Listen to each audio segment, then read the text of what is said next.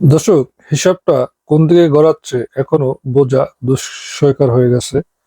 কোথাকার পানি কোথায় গিয়ে দাঁড়ায় আমরা এখনো বলতে পারি না। কাজে আমরা দেশের সাধারণ মানুষ বা দেশের জনগণ যারা আছি তারা একটু সতর্ক অবস্থানে থাকি। আজকে একবার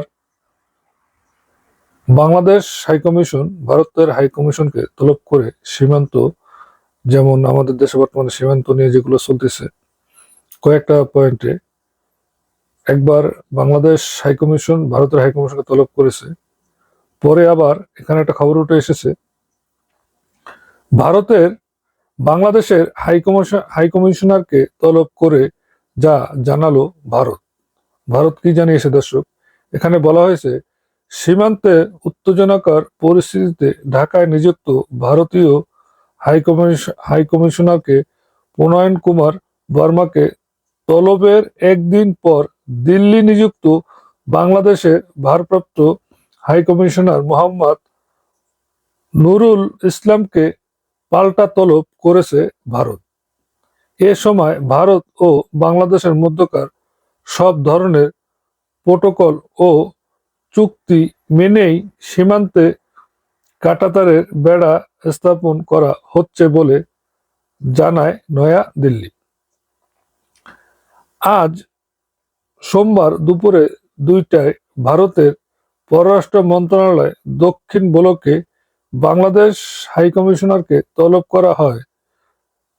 ভারতের পররাষ্ট্র মন্ত্রণালয় ওয়েবসাইটে প্রকাশিত বিবরণটি থেকে এ তথ্য জানা যায়।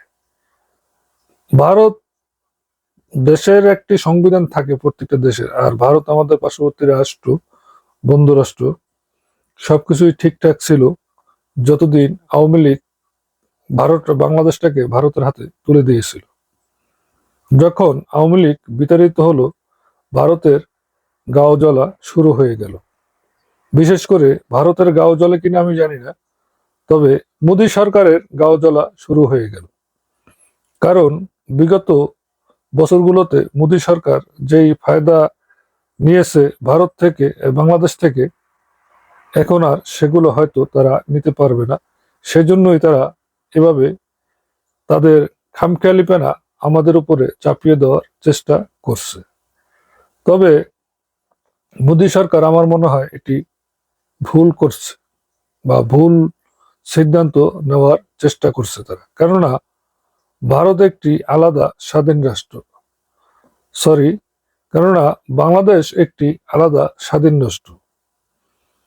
মোদী সরকার চাইলেই বাংলাদেশের সাথে কোনো কিছুই তারা করতে পারবে না, এখানে আন্তর্জাতিক অনেক বিষয় আছে। তারপরও যদি জোর করে বাংলাদেশের সাথে কিছু করতে যায়, আমি জানি না, আমি ছোট মানুষ দর্শক, আমার ছোট্ট জ্ঞান, তবে আমার ছোট্ট জ্ঞানই মনে হয় মোদী সরকার যদি এ ধরনের কোনো সিদ্ধান্ত নিতে যায়, তাহলে তাদের ধুতি পিছন থেকে অন্য দল নিয়ে যাবে। হয়তো সেটা তারা বুঝতে পারে না, আর নয়তো বুঝতে পেরেছে, সেজন্য দূর থেকে বাংলাদেশের সাথে একটি ভয়ভীতি দেখানোর মতো হামকি তামকি দিয়ে যাচ্ছে তারা। কারণ ভারত যখন বাংলাদেশের দিকে উকি দেবে, তাদের পিছন থেকে কাঁচা খুলে দেবে চীন, তারপর দিব পাকিস্তান, তারপরে তারা আন্তর্জাতিক চাপের মুখে পড়বে। মানে বাংলাদেশটাকে তো আওয়ামী লীগ সরকার একদম পুরো খুঁটি নড়বড়ে করে দিয়ে এখন পালিয়ে মামু বাড়ি চলে গেছে। আর এই ভারতটিকে এই মোদী সরকার কি করে যায় শেষ পর্যন্ত, সেটি ভারতীয়দের তকদিরের উপরে নির্ভর করে। কারণ আমরা হয়তো ভারতের ভিতরে সব খবর জানি না, না জানলেও ভারতীয় যারা ভিতরে আছে, আমার মনে হয় না এই মোদী সরকারের এই খামখেয়ালিপনার 20% লোক সমর্থন জানিয়েছে। বাকি লোক তো বাদ দিলাম। কারণ এই আমাদের আশেপাশে কিছু পণ্ডিত মশাইরা আছে, পণ্ডিত হয়তো যারা হিন্দি ভাষা তারা বুঝবেন না, কিন্তু যারা বাংলা ভাষা জানেন, যারা বাংলাদেশের সীমান্তের সাথে আছেন, তারা তো বাংলা ভাষা জানেন। পণ্ডিত মানে অতিরিক্ত চালাক, এটি বাংলা ভাষার মানুষই জানেন। কাজে এই অল্প কয়েকজন পণ্ডিত নিয়ে যদি মোদী সরকার কোনো ভুল সিদ্ধান্ত আর ভুল দিকে পা বাড়ায়, তাতে পচা শামুকে পা কাটলেও কাটতে পারে মোদী সরকারের। দর্শক, খবরটি আপনাদের মাঝে তুলে ধরার চেষ্টা করলাম। ভালো থাকবেন। আল্লাহ হাফেজ।